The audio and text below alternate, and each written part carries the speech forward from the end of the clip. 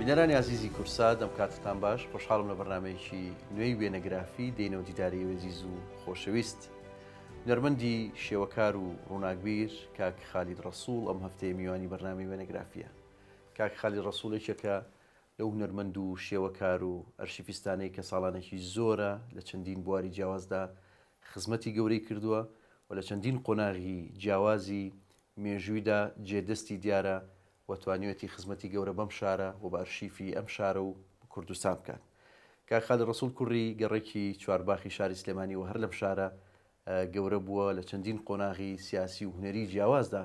لە کوردستان ژیاوە و کاری کردو. خاوەنی ئەرشیفێکی زۆر دەوڵەمەندی هەزاران وێنەیە کە لە ماوەی ژیانی خۆیدا و زۆربەیانی بە کامێرەکەی خۆی چرکاندووە لە ئێستادا و ئەرشیفەی ماوە. من هەوڵ دەدەم لەم بەرنمەیە ئەوەندەی کە بتوانین سێری وێنە بکەین، چکن بەڕاستی وێنەی زۆر دانسخەی لایە، وێنەی زۆر دەگمەنی لایە، هی شاری سلێمانی لە ڕووی تەلارسازیەوە، لە ڕووی کۆمەڵایەتیەوە، لە ڕووی ئەو کەسایەتیانی کە لە سلێمانی ژیاون، لە ڕووی هونەریەوە ئەرشیفێکی زۆر دەوڵەمەندی هەیە. هەوڵ دەدەم لەم بەرنامەی ئەوەندەی کە بتوانین دیارەفرای هەموو ئەرشیفەکەی ناکەین، بەڵام ئەوەندەی بتوانین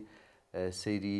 زۆرترین وێنە لە ئەرشیفەکەی کاک خالید بکەین. کاک خالید دەم کاتەوە باش. ئەم کاتتان باش بە خێراتەوە. زۆر زۆر سپاس بۆ جەناب چاومان ڕوون بوو. زۆر سپاس. ئێمە شەروە زۆر سپاس. تەندروستی چۆنە ئێستا؟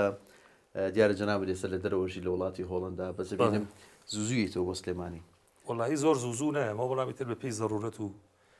چاوپێکەوتی کەس و کار و دۆست و ئەحبابەکان بۆ هەندێکی شت بێتاقەتی دەرکردن و لەو غوربەتە.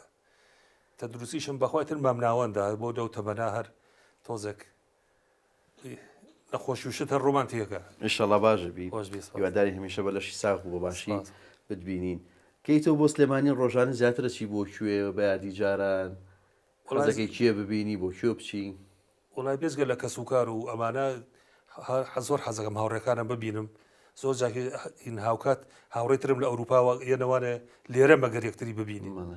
ئیتر زۆر کارەسما گەلەرەکەی بەیانمانی یان بۆ لای کاک زایر سەدیق گەلەرەکانیان سەردانیان لەکەمەچ بۆ ئەم نەسوورەکە بۆ لای ئاکۆ غەریب بە تایبەتی و هەروە ئەو بەرزاری بەردەکی سەراز شاخانەکان زۆر خۆش لەوێ جادەی مەولەوی و تەمەنێکمان لێ بردوتە سەر. ئەوای تر گەلەری زامووە جاریوەکە ئەچمە بزانم چی بەساتەوە لەو کاتی ئێمە خۆمان دروستمان کرد. زۆر ڕاستە دەستەکان خۆش بێ تەمەند درێژ بی. زۆر سپاس. ناچیتەوە بۆ چوارباخ؟ دیارە تۆ لە چوارباخ لەدایک لێ دوکانێکی برایەکم لە هەر لەوێ ماوە بە خۆشی ئەوە ئەچمەوە بۆ ئەوێ بەس بەداخۆ ماڵوشتەکانمان هەمووی 955 کە باوکم لێ دروستی کردو سەر 1000 مەتری چوارگۆشە هەمووی ڕووخاوی چنەوەر بووە بە دەشتێک و تەواو. بەداخۆ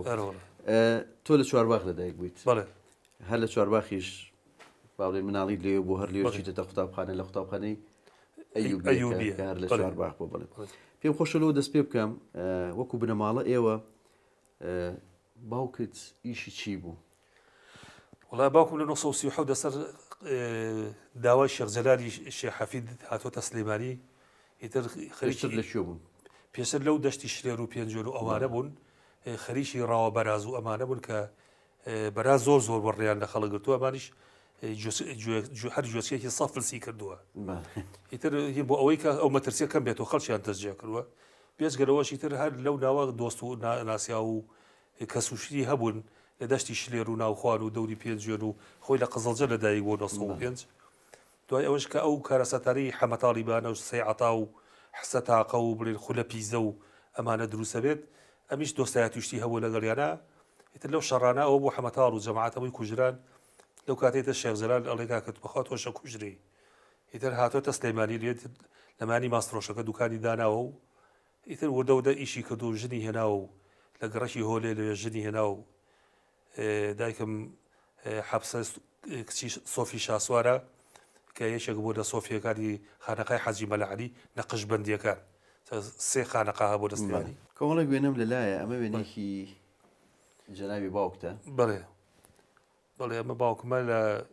سوێدی ڕەفیق بۆی گیراوە. یارۆ کۆنە وێنەیە؟ بەڵێ تەسەوڕەکەم شەستەکان بێت. بەڵێ ئەو کاتانە تا گەنجە لەوێ. بەڵێ شەڕامراخانی بە قۆبچە و پشتێن و سەعاتی چاڵمەیان کردو بە خەیانە و باوکم دایمەوە شیک بوو، مشکیە بەست سمێڵیشیان سێگۆشە بوو، ئەوە زۆر مەرغوب بوو ئەو کاتانە ستایلی ئەو کات. ئەمە شەر وێنێکی باوکتە، بەڵام لە تەمەێکی دواترە دیارەوەم ساڵ بەڵێ ئەوە حوشەی ماڵی ئیبەر هەیوانی ماڵی باوکمە ئەوە برازا و خوشکە زامن مناڵەکان و کاتە لە دەوری یاریانە کرد ڕۆحی شاد بێ زۆر ئەم وێنێ ژوێنێکی دایکتە پێم وابێ حەبسە بەڵێ ئەوە لە حوشەی ماڵی باوکمە ماڵەکەمان زۆر گەورە بوو ئەوە دایکمە حەبسەخان وڵێن ئەوە دەگەڵ خانۆکەی چوارواخە بەڵێ خانۆکی چوار چاکی لەو خانۆمانەوە خالی وڵی بکو پێ بوتی تاکو من چوو بۆ خارج تاکو 9 ئیتە دوای ئەوە وردە و دەڕوخان بێندا هۆزار لایەکیان ڕوخان دوای ئەویکیان ڕوخان ئەوە شعرەی هاوسارمە لەگەڵ تانگوی کسمە لەگەڵ یاتی ئێوە چەند خوشک و برابوون 6 خوشک و 6 برایان تەمەندرێژ هەمووتان لەو خانۆ بوون بڵێ یارە خانۆکە گەورە بوو ئەر بڵێ هەوزار 500 مەتر و دوایی کردە 10,000 کۆمەڵە وێنەی تەمەنی گەنجی و با بڵێن تەمەنازەکاری تۆم لەلایە وێنەی زۆر جوان گرتۆ بە ئەمە یەکێکە لە وێنانە ئەوە کێ لەگەڵ ئەوە گەڕەشی سەرشەقامە ئەوە حەمە پسکۆل یاریکەری بەناوبانگی سلێمانی بوو وەرشەوانی دێری مەڵێ بڵێ ئەوە لە 1969 مدەڕیبمان بوو تیپێکی پسکۆلەمان هەبوو لە سوارباغ بەڵامەتر هە دۆستایەتیمان هەبوو لەگەڵی و لەگەڵ تەهاو یاسینی براشە جاجارە شووی بۆ ماڵیان وێنێکی جوانە ڕزمە بۆ کاک محەممەدی شەیە ئەم وێنێش هەر وێنێکی تەمەنی گەنجیە بەڵێ ئەمە چوخمەکەی سەرشەقامە لە ماڵی نامی قاغا ڕەحمەتی ئەوە دیوی ئەم دیوێتی ئەوە سەرشەقامی تازە و کۆن هین بەستێتەوە بە یەکەوانێ کاخی ئەمە ژوێنێکی تری هەر تەمەنی بڵێ مێرناڵیە دیارە وێنەیە دەستکاری کراوەختی خۆی بەڵێ ئەوە خۆمان بە کاغەزی ملەوەن هەبوو هەڵیانەواسی و ناسەوە لێمانەکردنەوە و هاتین تۆزە تەرمانە کرد و پێمان ملەوەنە کرد لەبەرەوەی بە زۆر جوانشکراین تەکنیکی جوان بەڵێ ئەوە دەستی دێکراوە ئەم وێنێش ئەوە مەلعەبەکەی سلێمانیە و کاتە چەند ساڵ یاریم کرد ئیتر دواییش تووشی مشکلە بووی بۆ یاری و وازمانیانە لەگەڕێکی چوارباغ بوون و لە مەلعەبەکەەوە نزیک بوون زیاتر بەڵێ لەبەرەوە نزیک بوو سەچوین ئەمە ژوێنێکی کۆنە بەس ئەو شارە کوێ کاکی خالی ئەوە پێنجێنی ئەو کاتەیە پێشەوەی بڕوخێن دێت ساڵی 1970ەکە ئەوە لە بەرزایی ماڵی پورمەوە و ڕسمم گرت و زۆر جا بەرەبێکی جوانی پێشی بەرچوو ساڵێ بڵێ ئەمە نێژ جادەی شقای مەولوی شقامی مەولوی تەلەبەکانی سانەی ڕۆشن بیری ئەو کاتەیە تۆ لە دوای ئەیوبیە چوویتە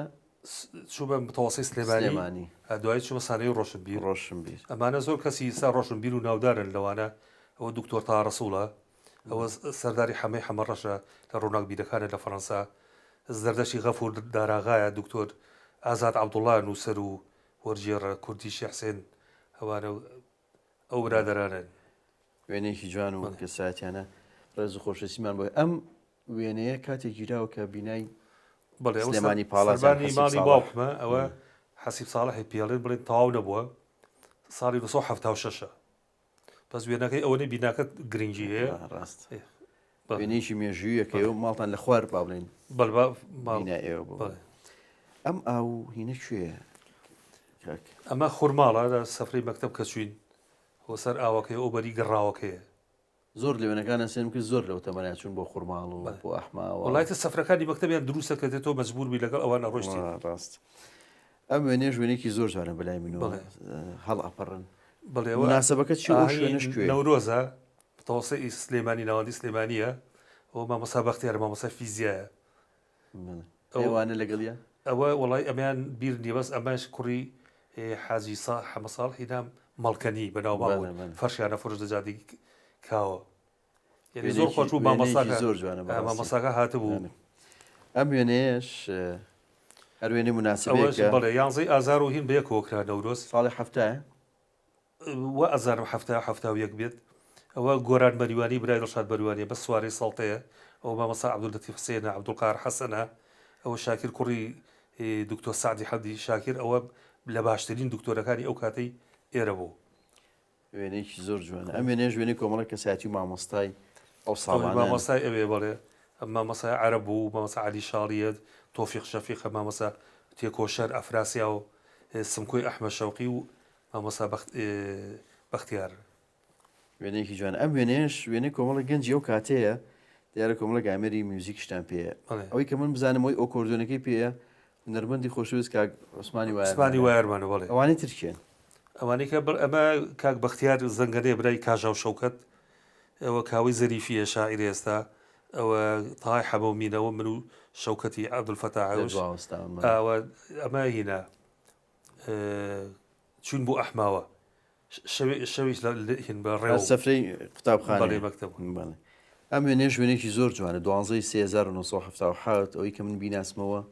کڵاوە سپێکی لەسەر کاک نەهرۆی مەحموود شەوقیە ڕێز و خۆشەویستیمان بۆ هەیە ئەوانەی تر چیان و ئەو شوێنە کوێ کاک ئەمە هەولێرە فیستیڤاڵێکی شێوەکاری بچوین بەشداریمان کرد ئەو جرکوردیەکە لەو سەرۆ منم ئەمە کاک ڕێبوارە ڕێبوار ئێستا پێڵێن ئەردەڵان کاک نەهرۆیە ئازاد قازیە ئەمە سەلام مەعروفە برای ئەو برادەرەکەت ئینەکە ناوەکەی بنەوە ئەو ئومێد شاڕیە لە ئیتالیا لە وێنە کێشە زۆر باشەکانە ئەوەش داوی کاک ئازاد سابیرە کۆوەڵی گەنجی بەڵێ ئەو کاتە جوان و هونەرمەندی و ساڵانە بەتاکید ئەم وێنێ ژوێنێکی جوانن ساڵی 1970 گیراوە پێما بێ و پەیکەرە پەیکەری پیرەمێردە بەڵام کوێ ئەو شوێنە بڵێ ئەمە بەر پاڵاسە بڵێن یەکەم جار مامەسا عەدا قەزاز ئەو پەیکەری دروست کرد بۆ پیرەمێرد لەوێ ئەو ڕۆژی جەژنە جادەکە چۆڵە فولکەشتەکان وەکو خۆیەتی کۆمەڵێ برادەرنەوانە کارێسکانین پێشمەرگەی قارەمان بەهادینی حەکەلانەوە منم فەریدونی دەرج بەکرا عەتا خوا عەفویکە حاجی حەمە پشکۆل ئەوە جەباری مەحموود خڕەیە وێنێکی زۆر جوان تاکەی و پەیکەرە لەوێ بوو وڵی تا دوسێ ساڵ لەوێ بوویتە دوای خەڵک تعلی خۆشیانە مامەسا عەتات و ڕەبوو ڕوخانیان خۆیان بردیان فەوتانیان بەداخەوە هەرەوە ئەم وێنێ ژوێنێکی زۆر جوانی تۆیە و دوو پۆلیسیش لە دواتەوە ئەوانە چێن ئەمە بەخوا ناسم چێن ئەوە شوێنەکە ئەوە پیانەگو فولکەی چوار عەمودەکە دوایی پێوەتە فولکەی زارەکە بینی مامەڕیشە حەسیب ساڵە ئەلەویا بوو ئەو پۆلیسوسانەوەتە ڕستمان کرد بۆ خۆی وڵای ئەوە دام نابوو لەگە فەیسبوک وشت خەڵک ئەو پۆلیس و مروری ئەناسیەوە وێنەیەکی زۆر جوانە بەڕاستی وێنێش ساڵی 1970 ژیرا 5/5/1970 ناوەندی سلێمانی دیارە نای هەموو قوتابیەکانشی لە دواوە نووسیوە بەڵێ ئەوەشی زۆر جوانی و کاتەیە بەڵێ ئەوە هەموو قوتابەکان کەسی زۆر ناوداری تیان ئەرەوڵا هونەر کوڕی مامۆستا جەمال بەختیارە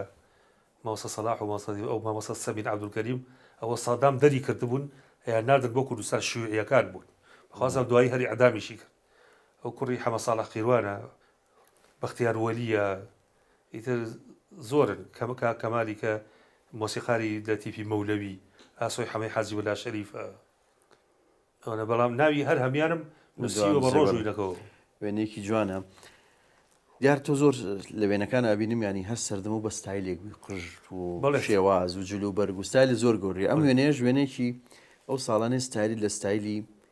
جیڤارا چێنجە نازەم لاسایی ئەوت کردوەوە یان وەڵا لاسایی ئەوم کردوەوە لەو کاتە مەرغوب بوو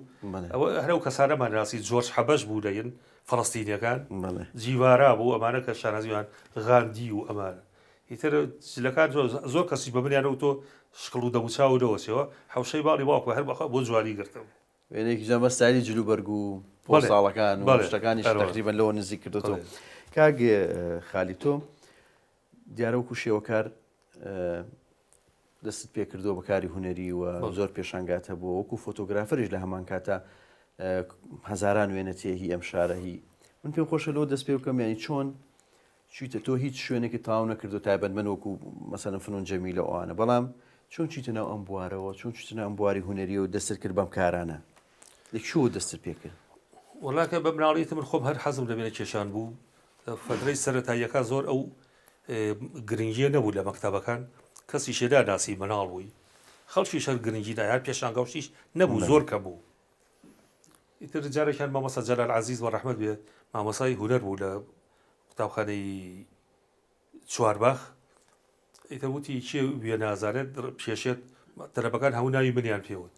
تر هاو دوو پارچە مخەبای بۆ هێنام سپی تێوە ڕسمی تیا بکۆ ئینێریم بۆ هەندستان بۆ فیستیڤاڵی شێوەکاری مناڵان باش ئیتر نیش دوو تابرم بۆ شێشا و دوایی بۆم بردە و چالاکی قوتابخانەکانەوە لە ڕێی بەغاوە نردیان هەرچە من نازانم چی بەسەراوە بە تەشجیع بووە من زۆرم پێخۆش بوو تا هاتمە متەوەسە و لەوێت لەسەر دەستی مامۆستا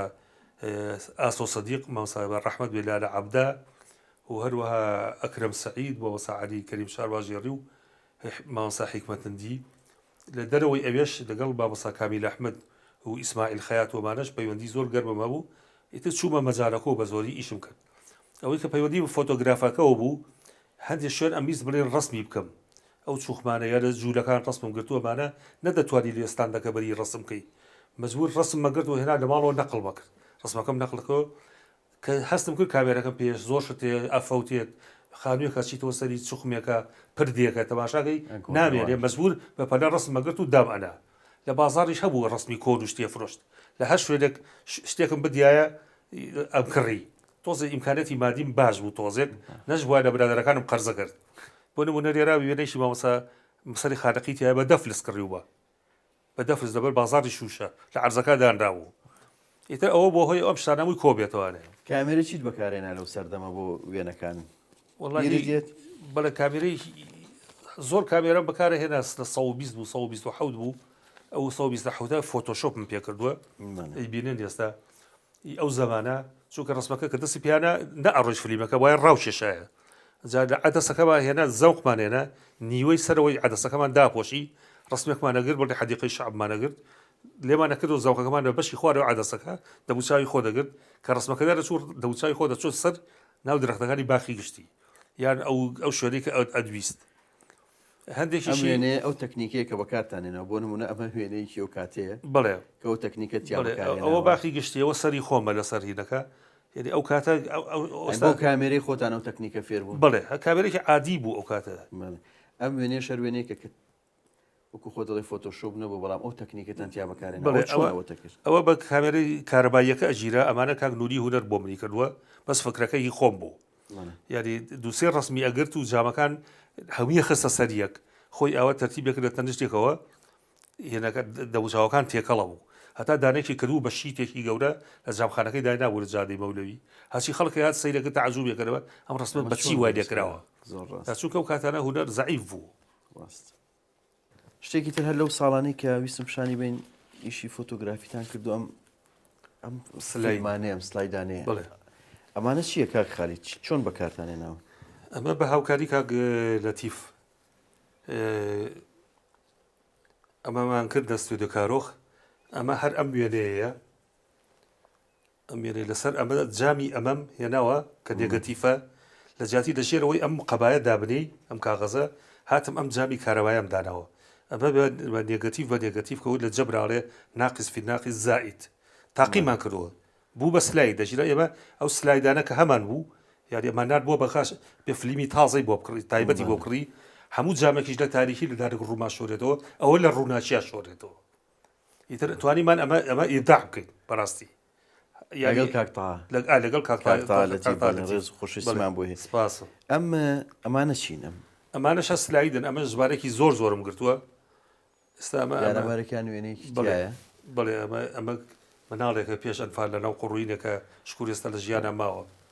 ئەمە کەوێکە ئەم سلایدانە ینی دواترەتان کرد بە ئەمە هینێکی شانێکی هەیە تەیەکی سیدانە ئاریزەیەەکە وەکو سینەمایی لە دیوارێکی سپی هیتر یەک بە گەوری پیشانەیرە بەس ئەمە کوالیتی زۆر بە قوتر بوو باشتریش بوو ڕاست ئێوە هەوڵتانەوە خۆتان داهێنان لە بوارەکە و لە ئیشەکەکەن و ئیشی جوانتان کردو بەڕاستی لەو کاتانە دیارە تۆ بە کامێرەکەت کاکێ خالید زۆر مێژوی ئەم شارە و ئەرشیفی ئەم شارەت وێنە گرتووە لەو ساڵانە من پێم خۆشە کۆمەڵێک وێنە پیشان بەم کە گرنگجیان هەیە بەڕاستی لە شاری سلێمانی ئەلم کۆمەڵە وێنەیە و دەست پێ بکەم پێشێ بچمە سەر بواری شێوەکاری و ئەو ساڵانی کە لە بواری شارەکان بڵێ ئەمانە هەندێک وێنەی شاری سلێمانین کە تۆ گرتوتن ئەم وێنەیە گەڕێکی جوولەکانە لە 1970ەوە بەڵێ ئەو گەڕێکی جوولەکانە یەک کۆمەڵ ڕسم بوو بەیەکۆ گرتووە هەمووی هەندێکی باش دەرچووە دەکی خراپ دەرچووە بەڕاستی زۆر گرنگەمانەوەی ئەم وێنانە ینی بۆ مێژووی شار و بۆ ئەرشیفی شار پێما بێمان ئابلاخ گەڕەشی ئابلاخ و پردەکەیە پردەکەی ئابلاخ بەڵێ ئەو ئێستا نەماوە تەمان ئەو برا دەرارە لە پەیجی ئابلاخ ئەمانەیان بڵاو کردوەوە بووی هەر بە ناوی خۆمەوە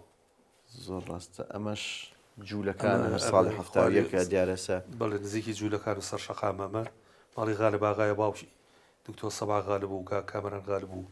ئەوە بەڕاستی ئەم وێنانە وێنەی ئەرشیفی زۆر گرنگن ئەم وێنەیە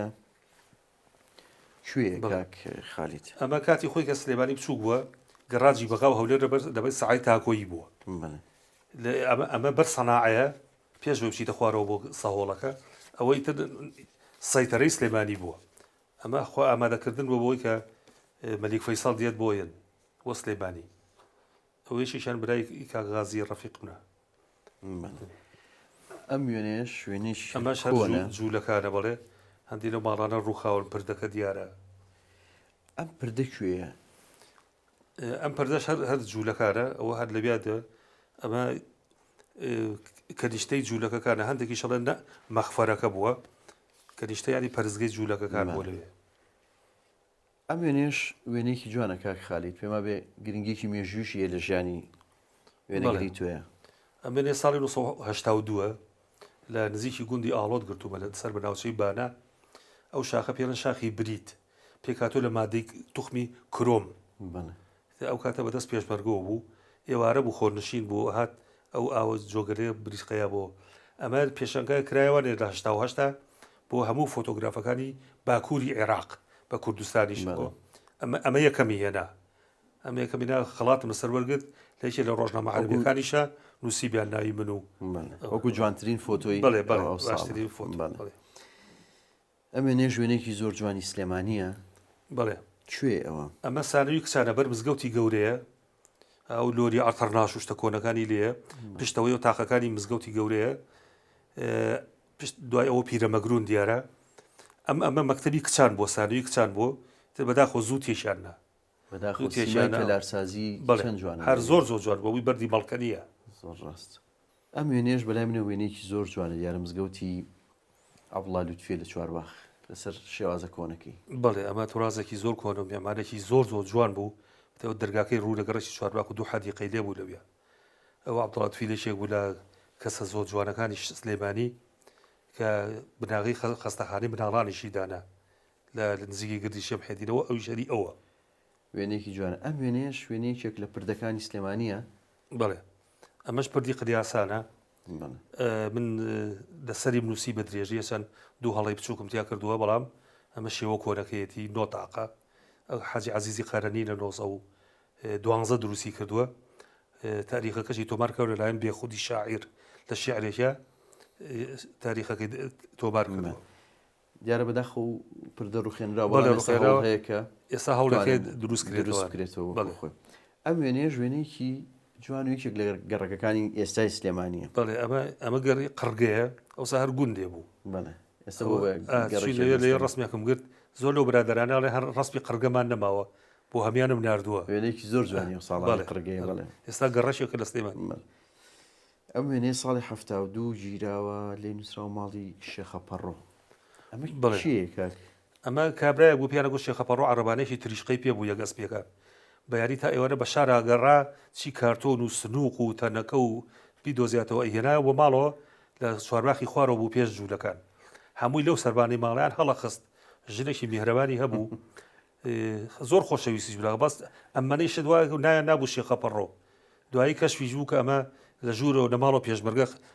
کەیەن بۆ ناو شار و ئەڕۆنە و پێشمەرگەی برینار و هاوکاریانەکە. ئەم وێنێ شوێنەی گۆڕێکە. بڵێ ئەمە گردی هین مامەیارەیە ئەمە ڕێک قسڵەکەی هینەکە پیرەمێرد و مامەیارێتیایە پێشەوەی چاک بکرێت. بڵێ ئێستا ئەوە نەماەکەیەتی بەڵێ کاتی خۆی هەر ئەوە هەبوو کە پیرەمێردی نەمر و مامەیارێ. بڵێ ئەمە شەروێنی شەکە لە شەقامەکانی سلێمانی. بڵێ ئەمە شەقامی وازم یا پیرەمێردە یان کاوەیە ساڵی 60ەکانە جێبیلاند لۆڤەر و ئەرتەرناش و شتەکانی لێ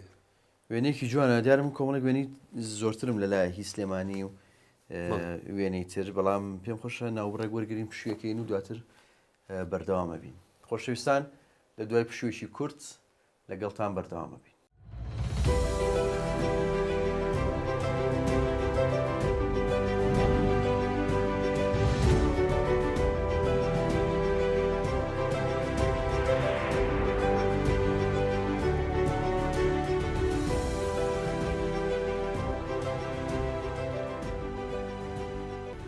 خۆشەویستان دووبارە سڵاوتان لێبێ و لە بەرنامەی وێنەگرافیۆ لەگەڵ هونەرمەند و ڕۆناکبیر کاک خالید ڕەسوول لەگەڵتان بەردەوامین. سەیری وێنەکانەکەین و ئەرشیفێکی دەوڵەمەندی هەیە لەم بەشەی بەرنامەکە شەوڵ دەدەین بتوانین سەیری زۆرترین وێنەی مێژووی و گرنگ لە ئەرشیفەکەی کاک خالید بکەین. کاک خالید ئەم وێنانە بەلای منەوە گرنگ بوو کە پیشانی بین و پێم خۆشە بزانم ئەم وێنەیەمە جەنابتی ئەمەش چاپخانەیەکی کۆنە چیرۆکی ئەم وێنەیە چییە؟ بڵێ ئەمە پرۆژێکماندەنە کە چاپخانەکەی پیرەمێت لە ماڵەکەی بینە دەرەوەێ کە تاو کاتە دەستکاری نەکرابوو بە هاوکاری کاکە فازیل عەلی عەباس بە ڕەحمەت بێ چوین ئەوێ و سەربانەکەمان هەڵدایەوە و شارواریش ئینی کردین یارمەتی داین ئەوە چاپخانەکەی ناومانتە دەرەوەی کۆڵانەکە ئەبێن بۆ مۆزەخانەی ئەتنۆگرافیەکەی سەرکارێز کۆمەڵێ یعنی تقریبان ژمارێکی زۆر ڕۆژنامەی تیا بوو ڕیکلام و شتی زۆری تا بۆ حرفەکان هەمووی لە عەرزەکە بڵاو هەمووان کۆ کردەوە و هەموویمان برد بۆ ئەوێ کۆمەڵێک بەس چاپخانەکەی لێما بووە بڵێ چاپخانەکان و ئەو جەریدانە و کۆمەڵێک شتی وردەشی تیا بوو بڵێن نامیلکە و بەعزە شتێکی بچووکیان جەریدەی کە لە وڵات شارەکانی خۆی بوو پیرەمێر دوای پیرەمێردیش زانتەمی ئەحمەد زرنگ و ئەوانیش ئەم وێنێ شەر ئەوە شەر ئەوە لەو کاتەکە ئەوە منم لەوێ کە خسوبانەتە ناو لۆریەکە و ئەی بین بۆ مەتحەفەکە پێما بێم چاپخانە ئێستا براوە بۆ بنکەی ژین وان بیست لەوێ پارێزرا ئەم وێنی شوێنەیەکی سەیرە بەلای منەوە وێنەی ورچێک لە کوردستان ئەم ورچێک کوێیە کاک ئەمە کاتی سەدی دوکان دروست کراوە خەزورم کاک حەبیبی مسەوەر لەوێ بووە ئەوش دایم کامێرەی پێ بووە لەوێ تاقێک نازانم چی بۆ لە پشتەوە ئەو ورچە لەوێ کە خەڵکەکە دیوە هاتۆ دەرۆ ڕای کردوە هیچ فەسەتی زۆر ئازا بۆ وێنیان ورچە بەرەو ڕووی ئەوێت بڵێ وەستاوە ئەو ڕسمی گرتووە ئەم وێنەیەش وێنەی کەساتێکی ئەمە پیانەگو شێخە پسکۆلە بە باوەش ئایانگەڕان خەڵک زۆر بە بوبارەکی سەیریانە کرد زۆر مەشهور بوو ژن و شە دەچون دوعایر بۆ بنووسێ و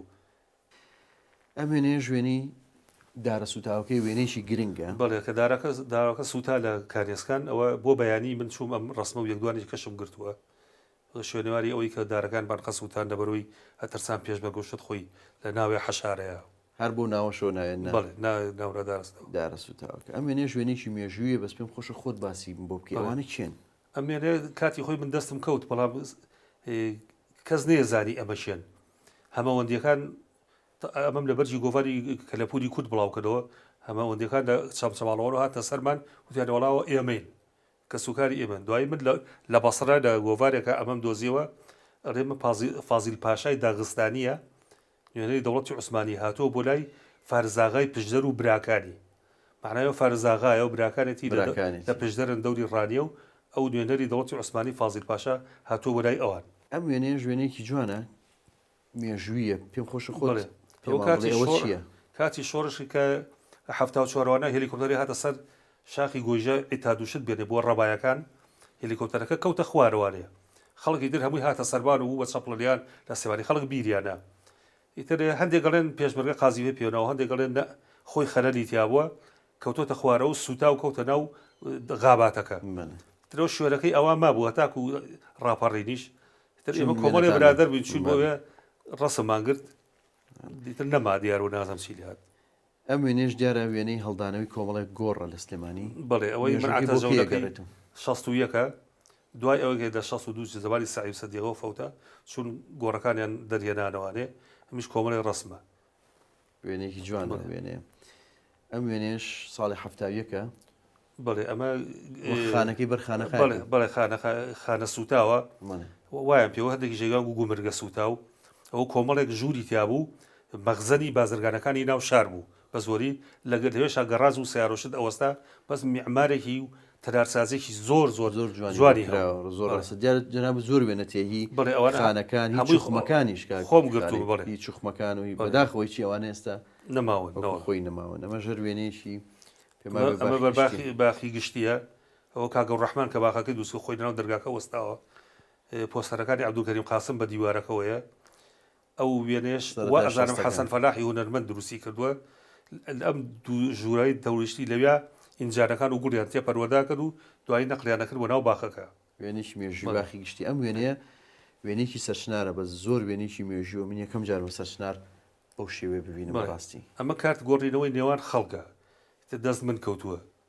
بۆ ئەزام لە بەغاوە نێراوە بەڵام ئەوش ئەو کاتە هیچ بیناو شتێک دروست نەکراوە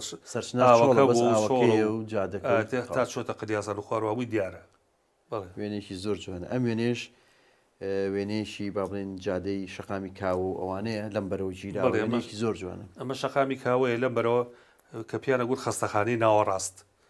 لێوە گیراوە قەسرەکەی نووری عەلی لەوێ دیارە ئەوە شەعب و وتێلەکەی سەرێتی ئەمە شۆزەم ئوتێل شیرینە لەم سەر و دیارە. ئەم وێنەیە ژوێنەیەکی سیماکی تەلارسازی جوانی ئەو ساڵانەی خانۆکانی شاری سلێمانی ئەو ماڵی چێ بوو کاک؟ ئەمە ماڵی حاجی سعی عەلی قوباد بوو، دوای ئەوەی قاری کوڕی لەوێ ئەژیا ماڵێکی زۆر خانەدان بوون. ئەو تەلارسازیەکەشیان زۆر ئەوە لە سەربانەوە بزیوە گرتومە سەربانی ماڵی حاجی شەفیقەوە. بە زوێنەیەکی جوانە و تۆمارکردنی زۆر جوانە ئەو ستایلە تەلارسازی و ساڵانی سلێمانی بەڕاستی ئیشی زۆر گرنگت کردووە ئەو ساڵانە.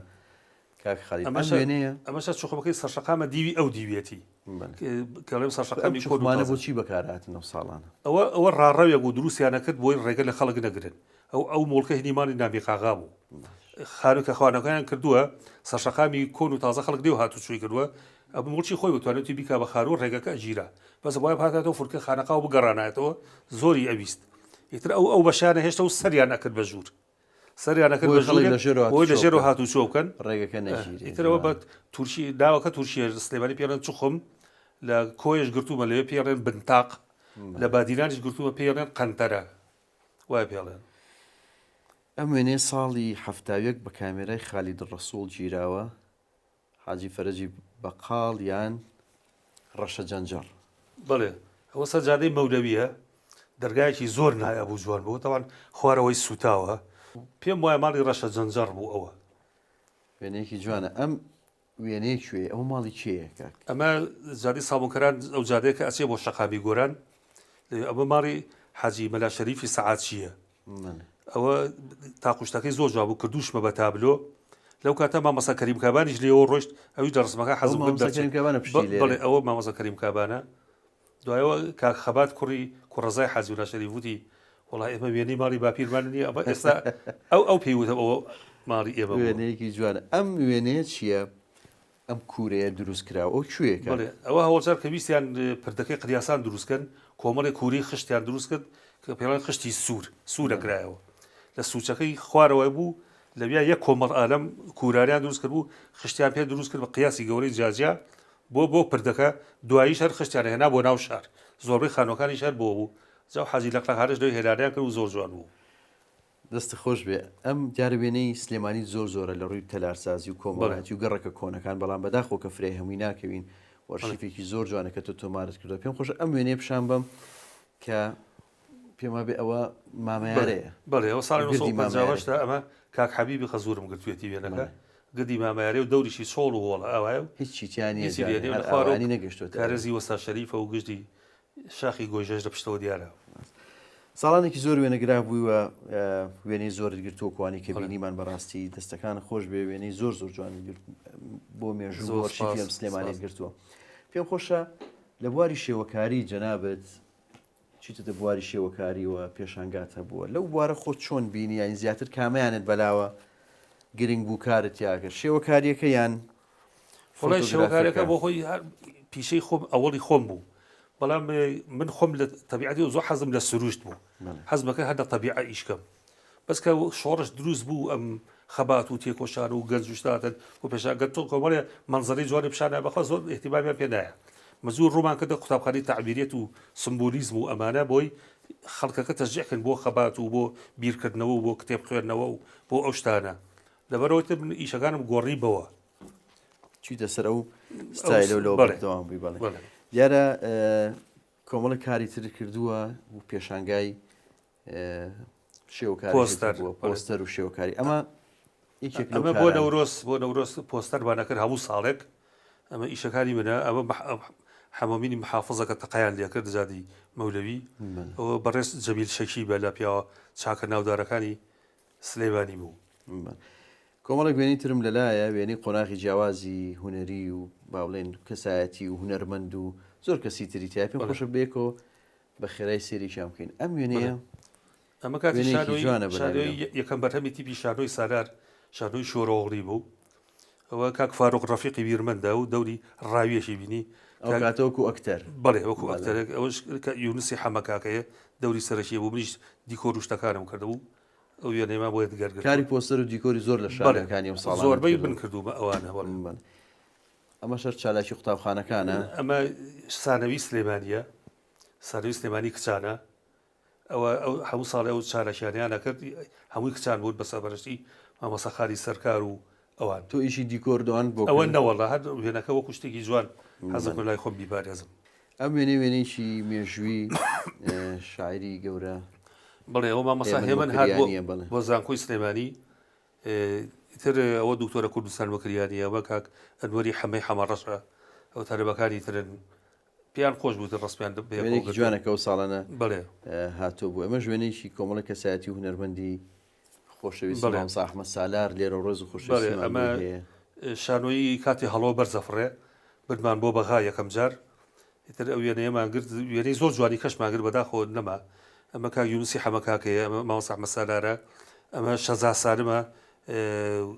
ئەکتەرێکی زۆر بەناوبانگی عێراقی بوو ئەو کاتە لەگە سوها سالمی خوشکی یاسینی قادر بەرزنجی ئەمە منم ئەمە ئاشتی عوسمان دانشە ئەوە شۆڕشقار و خێزانەکەیەتی کە لە خوارەدانی بڵێ ئەوە هەر ئەو کاتە ئەحمەد ماهیر و مەسیلەکەی میسری هاتبوون فاتنە حەمامەش هاتبوو وێنەشمان کرد لەگەڵی سووتان پێەکەن دەرس بەداخەوە وێنەی کۆمەڵێک لە کۆڕەکانت گرتووە کاتێککە کۆڕ هەبووە لە سلێمانی کۆڕی هوەری و کۆڕی ئەدەبی ئەوانەمە یەک لەو کۆڕانەیە کە کۆمەڵە کەسایەتی و شاعری خۆشەویستی ئەو وێرانە هەمووی زۆر جوان بوو بزار ئەو کاتە چی هات ئەمە لە پێشی پێشەوە محەممەد عومەر عوسمانە بە ڕەحمەت بێ ئاوات کامی لە سەدار فەتاحە بە منم کاکی وە عەزیزی ئەکتەر بوو دەرێنەر و ئەویش وفاتی کرد دارۆیە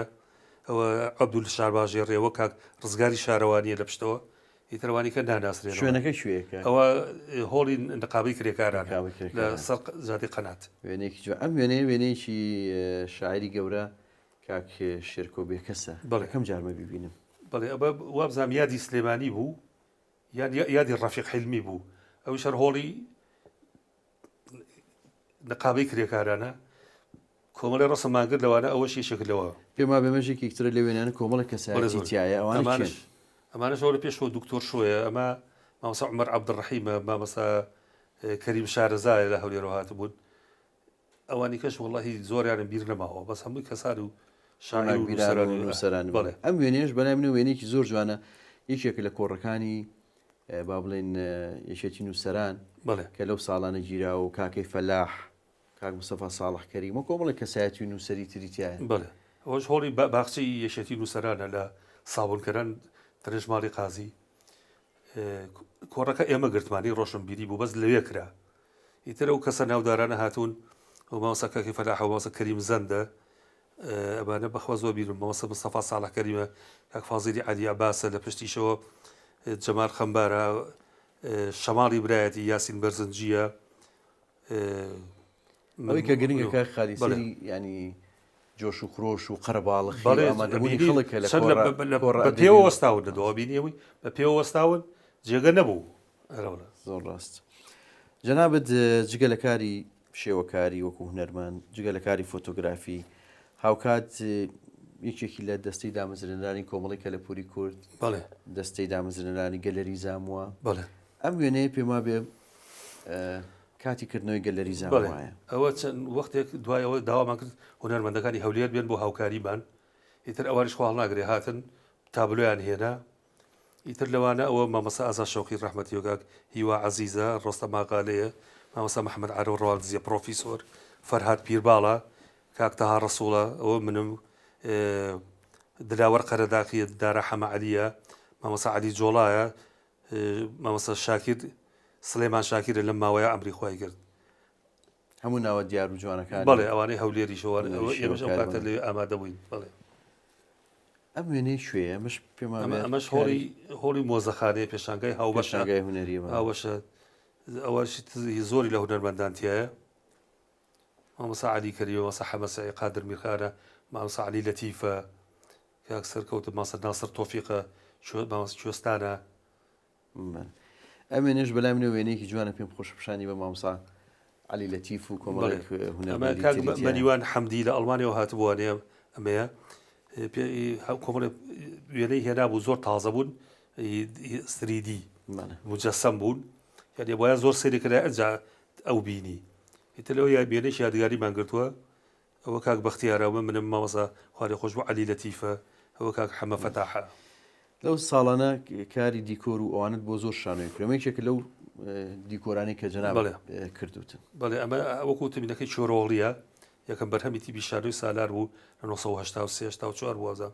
و ئومێدی شێخ حسێنە لێوە دانیشتووە تر بەچی ئەو ئەوانە ڕامانەزار و هەر چوار دەوری شانۆکەشم کردو بە زەخرەفە و فەرش ئەوە هەمووی لە ماڵەوە دروستم کرد و هێناومە لەوێ هەڵم واسیوە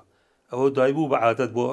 پێشانگە بۆ ئێستا شەر بەشداریان بۆ دیکۆرات ڕازانەوە. ئەمە شوێنی کۆمەڵێک و نەرمەند و کەسایەتی ترن. بەڵێ ئەوە شەر ئەوەیە ئەمە منم ئەمە فاروق ڕەفیق ئەمە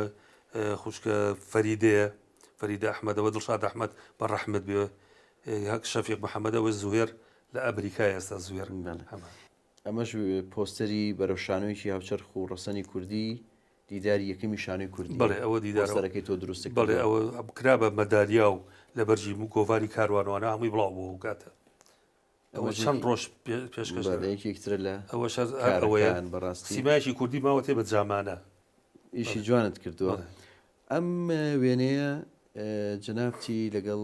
جنابی مام جەلال مناسبەکە چییە چۆن کۆبوونەتەوە؟ وڵا ئەوە تازە هین دروست بوو تیپی کۆمەڵی کەلەپور و فولکلۆری کورد تر مام جەلال ویست ئاگاداری بزوتنەوەی سەقافی بێ لە سلێمانیە بە ساڵی 93 نردی کە بچین داواکار و شتەکانی خۆمانیان ئاگادار بێت لە ئیشی خۆمان هەچەند یارمەتێکی زۆر باشیشی یابووین ئیترەوە ئێوارە بوو چون بۆ خەڵاتچواران دەوێت قسەشتمان کردەوە بیانەیەمان گرت کاک فەریدوندار تاشە و سەرۆژی هیشەتی هونەرمەندان بوو بە ڕێز مام جەلال لەمەش منەوە مامۆستا مەحسین خانەقینی بووە بزانم وفاتی کردووە ڕۆح شاد بێ. ئەم کەسایەتی لە ناوێنەکانی تۆ هەبوو پێم خۆش بزانم ئەو چیە؟ ئەمە گۆرانی بێژێکی میلی سلێمانی بوو وەکو دەروێش عەبدوڵەوا بوو ناوی ئەحەی مەحەی جگەرە. ئەحەی مەحەی جگەر یەک شریتی هەیە شریتەکە لە لای منە ئێستا کاتی خۆشی نردم بۆ زەنگەنە لە بەغاوە شێرێکی مەحوی بوو گۆرانەکەی ئەڵێت تۆزێک لە دیوەخانەکانی شێخ مەحمووە گۆران وشتی بووتووە. وێنێکی جوانە. ئەم وێنەیە هونەرمەندانی چێن گۆرانیڵێ ئەمە لە مووسڵ لە زانکۆ ئەمە ئاهەنگ کراوە بۆ کوردی ئەمە مامەسا شەوکەت حەمدیە گۆرانێکە ئەڵێ خۆی گۆرانی بێش نەبوو بەس دەنگی خۆش بوو ئەوانی کە خۆ نازانم لە چێن لەگەڵیە.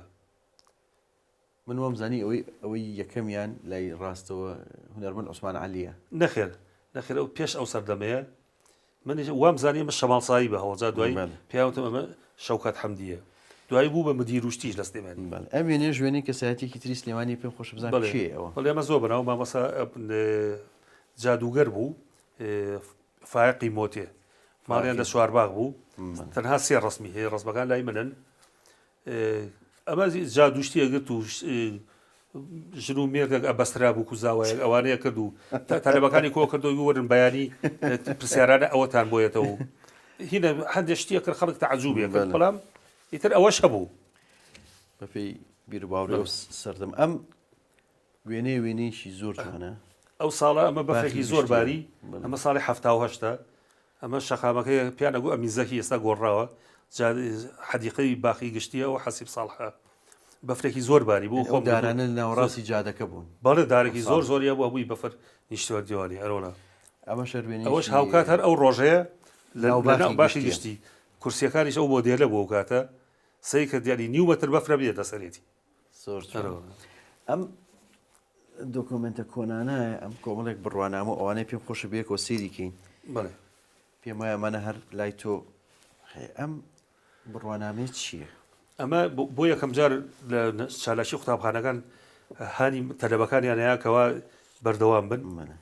بە ساڵی 1970 بە ئیمزای مامۆستا جەلال عەزیز ڕەحمەتی بێگومان ئەو کاتانە قیمەتی زۆر بوو ئێستا لە هەموو شوێنێگەچیت لەگەر ڕێزمە شەهادە ئێن و سوپاسنامە و ڕێزدێنان و لە هەموو ماڵێ 100 دان هەڵواسراوە بەس لای من هیچی بەخێ ئەمە مهم نییە چونکە ئەوە تەقدیرێکی ڕاستەقینە بوو بە کەم کەسەیرا کەم یعنی لە هەموو قوتابخانەکانی سلێمانیە یعنی 5 کەس وەریەگرت ئاوا هاو گرنگی خۆی هەبوو کۆمەڵێک ڕێزلێنان و بڕوانامەی ترت هەیە بەڕاستی کە فریان ناکەوین هەمویان دەستخۆش. ئەم نامیلکانە چین پێم خۆشە سێریشی ئەمانە بکەین. ئەمە کە پێڵێن نظام داخلی کۆمەڵی هونەرە جوانەکانی ناوخۆی بەڵێ هینی کۆمەڵی هونەر جوانەکانی قساکەی ڕەفیق چالاک و قادر دیلار و ئەوانە بوو بڵێ ئەمە 1950 چاپکراوە لە چاپخانەی نەجاح لە بەغا ئیتر ئەمە بەرگە جەمال بەختیار ئەم هینەی کردەوە دیزاینە ئیتر هەموو نیزامەکەی تایە بە عەرەبی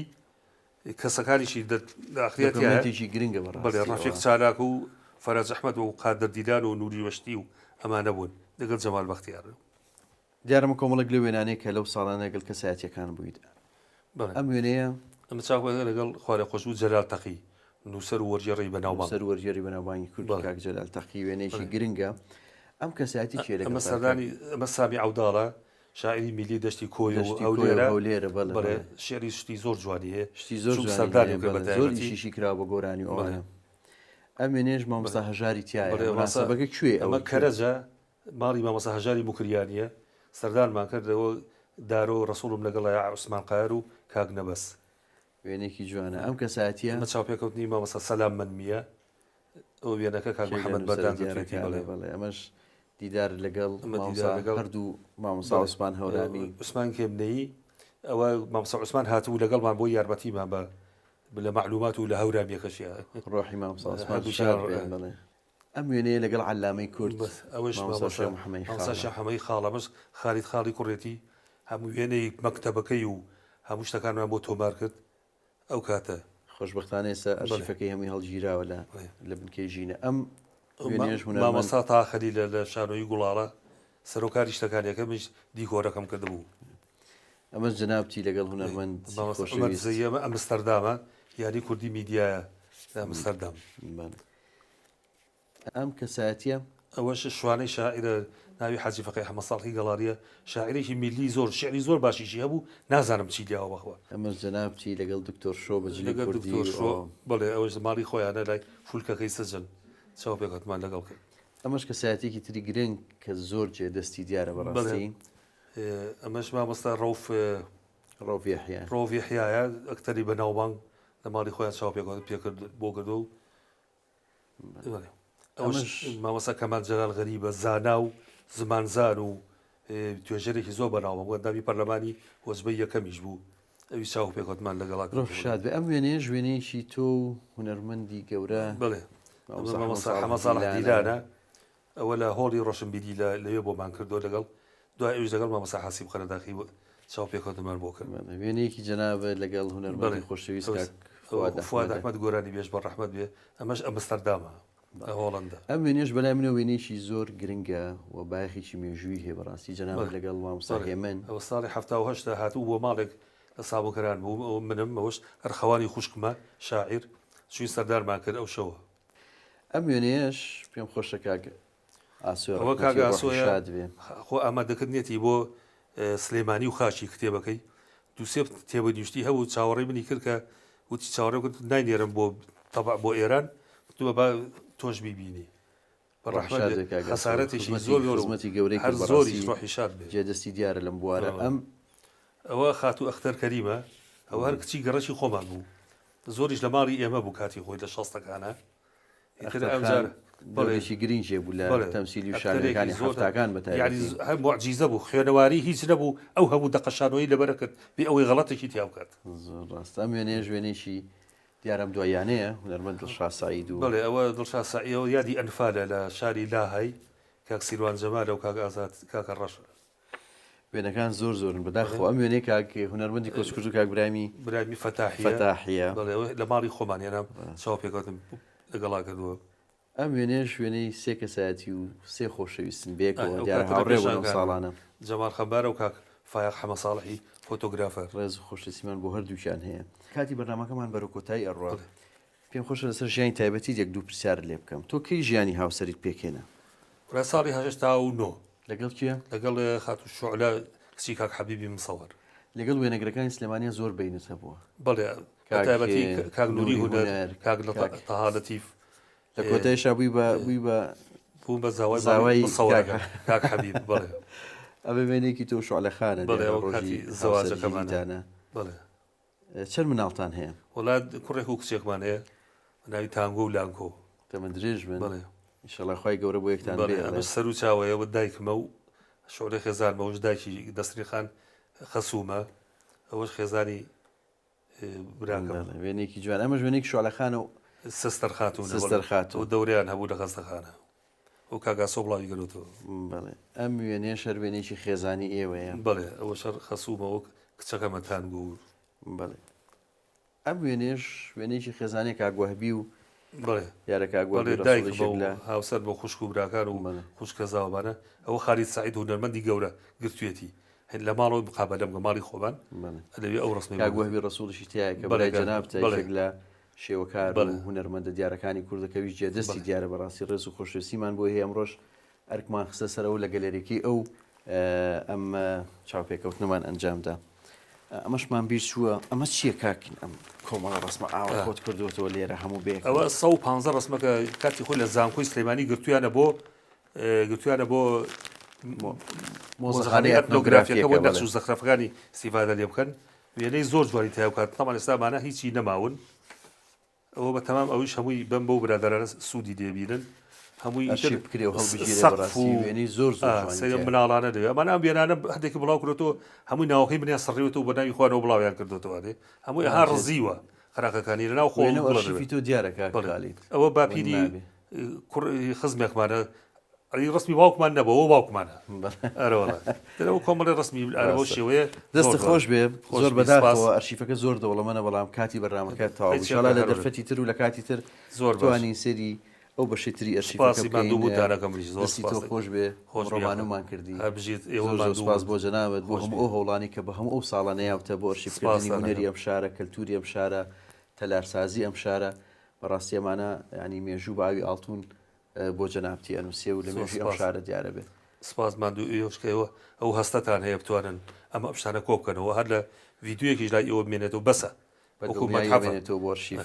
زۆر سپاس بۆ جەنابەت کاکە خالیجان سپاس بۆ ئێوەژێژویشەڵە بۆ ستافە دڵسۆزە هیلاک بوون زۆر سپاس دەکەم خۆشەویستان بەم شێوە هاتینە کۆتایی ئەم بەرنامەی وێنەگرافی تا بەرنامەی داهاتوو کاتێکی ئارام بۆ هەموو لایەکتان